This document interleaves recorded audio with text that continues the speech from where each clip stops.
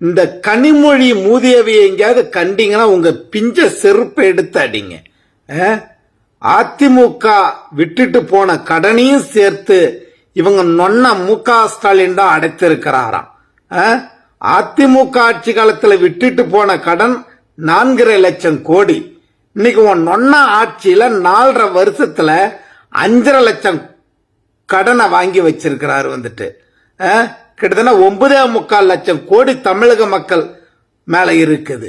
இவன் நொன்ன வந்துட்டு கடனை அடைச்சாரான், நொன்னைய அடைச்சாருன்னு. கனிமொழியை பத்தி பேசுனதும் என்னமா முட்டு கொடுக்க சில பேர் ஒடியாரானுங்க, திமுக காரணங்க. ஏண்டா இல்லாத பொல்லாததாட நான் சொல்லிட்டேன். உங்க நொக்கா கனிமொழி என்ன சொன்னாங்க ஆட்சி அமைக்கும் போது?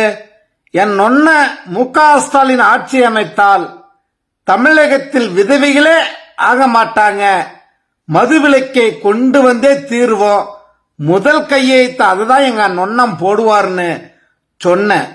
ஆனா சொன்னபடி உங்க நொன்னம் செஞ்சாரா? ஆனா செய்யல. அப்புறம் என்ன மைத்துக்கு நீங்க வந்துட்டு சப்பக்கட்டு கட்டிக்கிட்டு மீடியா முன்னாடி எந்த முகத்தை வச்சுக்கிட்டு நீலாம் பேசுற?